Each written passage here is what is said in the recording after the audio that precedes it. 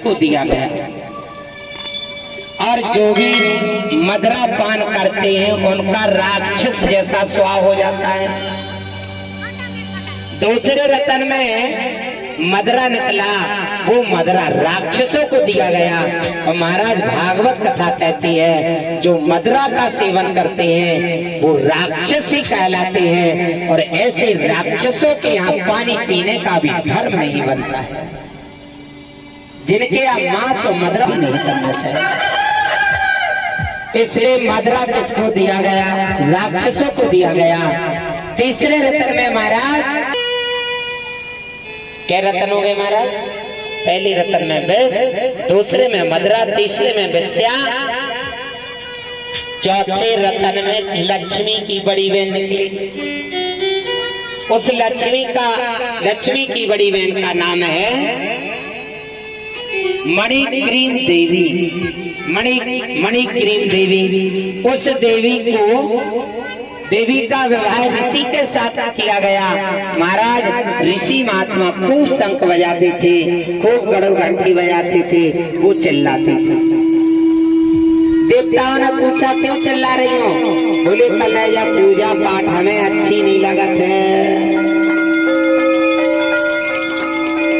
अरे महारानी पूजा पाठ अच्छी नहीं लगती है ना? नहीं लगती है। भगवान विष्णु ने कहाँ जाना चाहती हो? बोले कल हमें ऐसी जगह करो जिसे खूब जीव जंतु कटत हो, खूब मदरा पान, ऐसी जगह करो। भगवान ने कहा ऐसी जगह करेंगे तो फिर हमारी भी बदनामी होगी। मैं आपको पीपर में निवास दे रहा हूँ, आप पीपर में रहना और हर शनिवार के दिन मैं आपसे मिलने के लिए आऊंगा, आपको मैं दर्शन दूंगा। ये भगवान विष्णु ने कहा। इसलिए लक्ष्मी की बड़ी बहन को पीपर में निवास दिया गया। तो शनिवार के दिन विष्णु भगवान उसको दर्शन देने के लिए आते हैं। इसलिए शनिवार को जल चढ़ाने का ज्यादा महत्व होता है पीपर की पेड़ को। पांचवें रतन में लक्ष्मी जी निकली। लक्ष्मी जी के साथ में समुद्र ने व्यवहार किया। विष्णु भगवान के साथ में व्यवहार अपनी बेटी लक्ष्मी। रथ निकला, वो क्या रतन हो गए? 9। 10वें रतन में महाराज कल्प वृक्ष निकला, वो राजा इंद्र को दिया गया। 11वें रतन में महाराज सुमेरु पर्वत निकला। उसी सुमेरु पर्वत की सुमेरु पर्वत समुद्र में जो छुपा, आज भी जिस सुमेरु पर्वत ऊपर आ गया कि हनुमान जी लांग रहे हैं 7 समुद्र, तो मैं अपने ऊपर हनुमान जी को रख लूं, लेकिन हनुमान जी ने उसकी भी सहायता नहीं ली। 12वें रतन, ऐसे 12 रतन हुए। 13वें रतन में मणि निकली और 14वें रतन में महाराज गदा निकला। वो भगवान विष्णु ने गदा को अपने हाथ का वार शस्त्र बना लिया। ऐसे 14 रतन मथे गए। और जो आगे चल के जो भागीरथ की कथा आई है गंगा जी के अवतार की, इसी वंश में कृति के सुत के महाराज प्रकृति के पुत्र महाराज त्रिशंगु, और त्रिशंगु के आगे चल के महाराज एडवीड के बेटा महाराज दशरथ, और दशरथ के बेटा महाराज दीर्घबाहु के बेटा महाराज रघु के बेटा महाराज खडवांग, और रघु के बेटा खडवांग के बेटा अज, और अज के बेटा हुए दशरथ। 2 दशरथ हुए, एक दीर्घबाहु के पुत्र दशरथ और एक अज के पुत्र दशरथ। और वही दशरथ हैं, उन्हीं दशरथ जी का अवतार अज के पुत्र बनकर के वही दशरथ आए हैं। इसलिए इन दशरथ जी के कोई संतान नहीं, महाराज इनके कोई संतान नहीं हुई। और राजा दशरथ महाराज इंद्रपुरी में जाकर के राजा इंद्र की सभा में रामायण कथा सुनते थे। राजा इंद्र दशरथ जी की प्रतिदिन सिंहासन धुलवाता था। दूसरे दिन दशरथ जी जाते हैं, देखा क्या देख रहे हैं कि एक मैत्रानी से मैत्रानी के दोनों पुत्र पूछ रहे, माँ ये बताओ राजा दशरथ तो चक्रवर्ती राजा हैं, लेकिन इनकी सिंहासन क्यों धुलवाई जाती है? कहने लगे इसलिए धुलवाई जाती है, इनके कोई पुत्र नहीं है, कोई संतान नहीं है, इसलिए इनकी सिंहासन धुलवाई जाती है। यहाँ दशरथ जी ने जैसी की बात सुनी, उसी समय दशरथ जी को गिलानी हो गई। फिर इंद्रपुरी में नहीं गए, लौट करके अपने एक बार भूपत मन माही, वही गिलांद मेरे सुत नाही। ये गिलांद आ गई है, लेकिन महाराज सूर्य वंश में रघुवंश नाम क्यों पड़ा? रघुवंशी। एक समय राजा रावण, राजा रघु गंगा जी के किनारे बैठ करके तपस्या कर रहे थे। तपस्या करते करते गोपी चिल्ला पड़ी रावण को देख करके, बचाओ बचाओ बचाओ। राजा रघु ने कहा क्या है? बोले कल 10 कंदर रावण आ रहा है। वहीं रघु चारे का परवा लेकर के भगवान सूर्य की आराधना कर रहे थे। उसी समय चारे का परवा लिया और रघु ने बाण बनाया और कहा जाओ रघुकुल रीत सदा चल आई, प्राण जाए कर बचन न जाई, छोड़ना नहीं उस दुष्ट रावण को। ये बाण को पीछे लगा दिया था, लेकिन कथा बहुत बड़े विस्तार से है। ये बाण कब तक मंडराता रहा, कितने योजन तक मंडराता रहा, क्योंकि राजा रघु का बाण है, कभी खाली नहीं जाता है।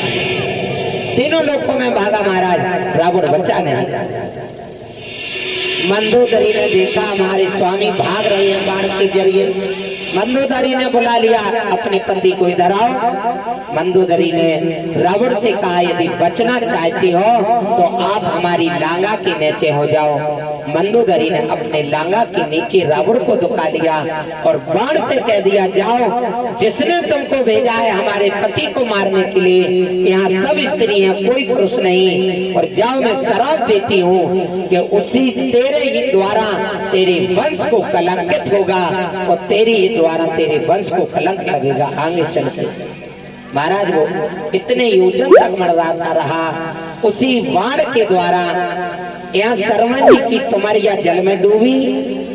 और लेकर राजा दशरथ जी का शब्द वेद बाण है, जहाँ शब्द घले वही बाण घले। महाराज जहाँ शब्द होगा तो दशरथ का शब्द वेद बाण तुमरिया में घला।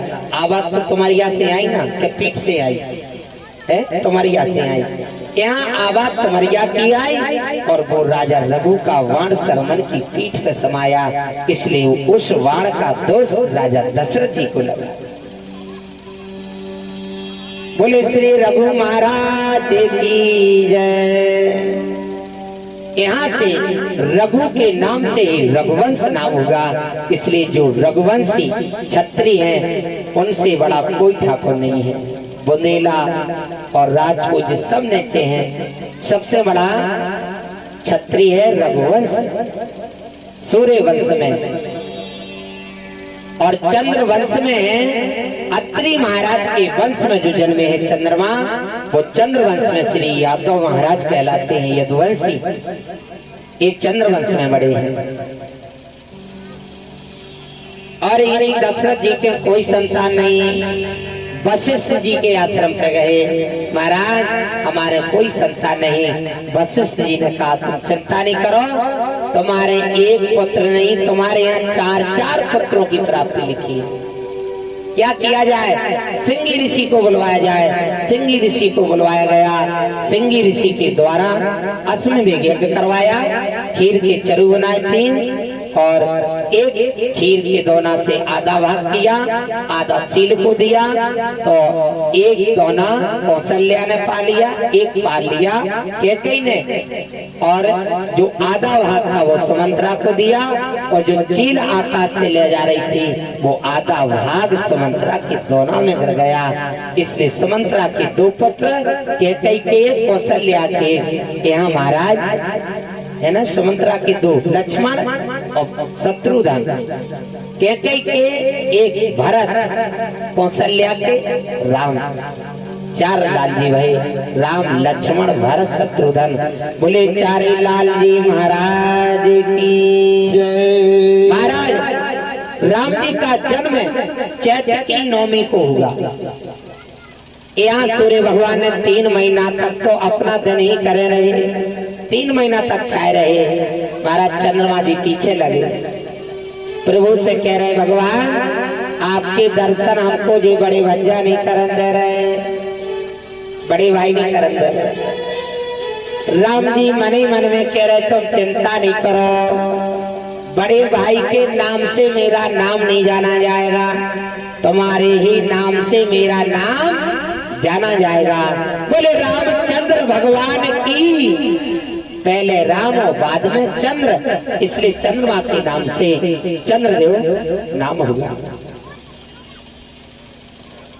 नवमी को भगवान आज जन्म लेने के लिए आते हैं, कौशल्या के गर्भ में आ जाते हैं और नवमी के 12 बजे दिन में भगवान श्री राम जी का जन्म हो गया। बोले रामचंद्र भगवान की, भरत जी महाराज की, लक्ष्मण जी महाराज की, बोले श्री शत्रुघ्न भगवान की। आज चारे लालियों का जन्म हुआ, राम जी का जन्म हुआ और महाराज छोटे से राम लला हैं, आंगन में खेल रहे हैं और चंदन के पलना बने हैं, चंदन में आज राम जी झूल रहे हैं। और यहाँ सारे अयोध्यावासी आज यशोदा जी के द्वार पर आ गए, यहाँ माता कौशल्या के द्वार पे आ गए हैं। भैया अरे बधाइयो बधाइयो, आपके बुढ़ापे के लल्ला का जन्म भयो है।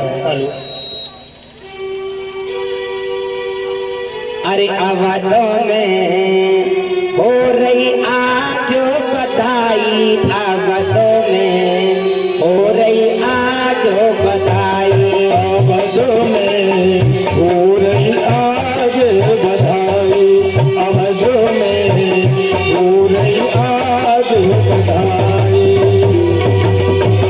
हो रही आज बधाई, अवधों में हो रही आज बधाई, अवधों में हो रही आज बधाई।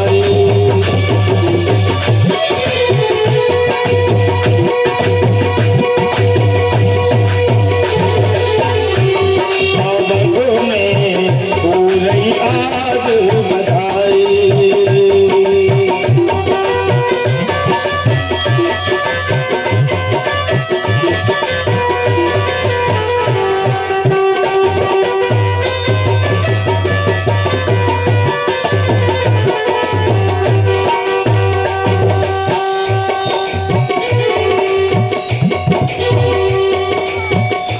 बोले श्री रामचंद्र भगवान की जय। ओ घर घर आनंद छायो अयोध्या नगरी में, घर घर आनंद छायो अयोध्या नगरी में, कौशल्या सुख छायो अयोध्या नगरी में।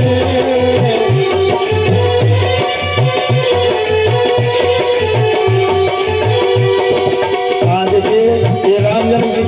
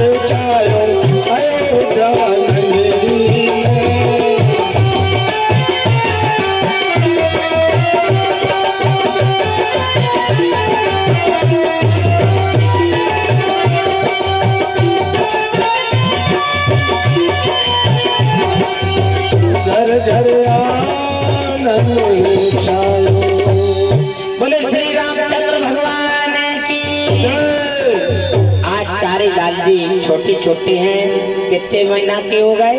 2 साल 3 महीने। खेल रहे, कैकई मैया बैठी हैं, कैकई की गोद में गेंद गिर गई। राम जी आए पीछे से, कैकई मैया की आंखें बंद कर दी। माता कैकई कौशल्या से ज्यादा चाहती थी, दोनों नेत्र बंद कर लिए। कैकई मैया कह रही छोड़ो लाला, कौन है? छोड़ो छोड़ो। राम जी कह रहे हैं अरे छोड़ो ना, नाम बताओ। बोले चले मैया, तुम्हारी आंखें जब ही खोले जब एक वचन हरा दो। कौन सा? बोले तल्ले मैया, हमको वनवास जाने की आज्ञा देना समय आने पर। माता कैकई ने कहा बेटा ये तो नहीं मैं कर सकता हूँ, पहले वचन हराया। बोले कल मैया पहले वचन हराओ, मुझे वचन दोगी कि नहीं? बोले कल बताओ। तो कल मैं बाद में बताऊंगा, पहले कसम खाओ माई, कि तुम्हारी कसम खा के कह रहा हूँ बेटा हम वचन देंगे। कैकई ने कहा बेटा तुम्हारी कसम खा के मैं कह रहा हूँ, तुम यदि मेरे प्राण भी मांगोगी तो मैं अपने प्राण भी तुमको दे दूंगी। बोलो क्या चाहिए? बोली मैया ने तो कसम खाई दी है, लेकिन अब मुझे मांगने का समय है। माँ मुझे बन जाने की आज्ञा देना, समय आने पर। मैया ने कहा जाओ, मैं तुमको अपने प्राण भी मैं दे सकती हूँ, लेकिन वो भी नहीं लेगी प्रभु आपकी इच्छा है। माता कैकई को पता था कि साक्षात परमात्मा अवतार लेके आए हैं। माँ कैकई को मालूम था, कौशल्या को मालूम नहीं था। वचन दिया कि आपको वनवास जाने की मैं आज्ञा दूंगी प्रभु। राम जी बड़े हो गए, राजा जनक जी के यहाँ गए। कौन ले गए? विश्वामित्र मुनि। मैं कथा इसलिए जल्दी जल्दी कह रहा हूँ क्योंकि आज कृष्ण जी का जन्म करना है। माता अनसुईया के यहाँ तीनों देवता 6 महीना के लाला बनेंगे, वह कथा है। चंद्रवंश के वर्णन की कथा है, इसलिए थोड़े राम जी की कथा जल्दी शॉर्ट में कहता हूँ, विस्तार से नहीं कर पाऊंगा, समय कम है। बोले श्री रामचंद्र भगवान की जय।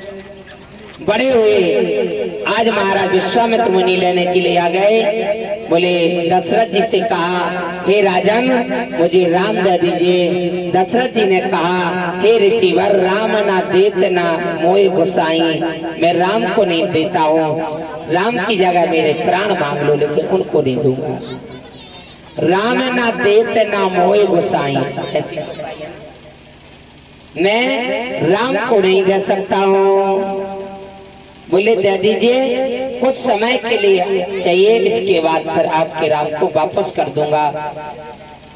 बड़े मुश्किल में दशरथ जी ने राम लक्ष्मण को दिया, विश्वामित्र के हवाले किया। आज गुरु विश्वामित्र मुनि महाराज जनक जी के यहाँ ले जा रहे हैं। वहाँ धर्म से यज्ञ था और बड़े बड़े राजा बुलवाए गए। यहाँ विश्वामित्र के साथ में आज राम लक्ष्मण दोनों जनकपुर जा रहे हैं। वन की रास्ता से जनकपुर जा रहे हैं। विश्वामित्र जी से विश्वामित्र ने कहा राम लक्ष्मण से कि हे राम, ये 2 रास्ता है जनकपुर जाने के लिए, ये रास्ता थोड़ी चक्कर से है और जा सीधी रास्ता है। बोले सीधी रास्ता चलूं या चक्कर से चलूं? भगवान श्री राम ने कहा जनक अपने गुरु विश्वामित्र जी से कि गुरुवर ये बताइए सीधी रास्ता जो है इस रास्ता में क्या है, आप चक्कर से क्यों जाना चाहते हैं? बोले बेटा राम, इस रास्ता में आगे चल के ताड़का नाम की राक्षसी रहती है, वो तुम दोनों को खा लेगी और हमको भी खा लेगी। भगवान ने कहा हम इसी रास्ता से चलेंगे। आगे चल के ताड़का नाम की राक्षसी का वध किया, ताड़का को मार दिया और भी आगे जाते हैं। विश्वामित्र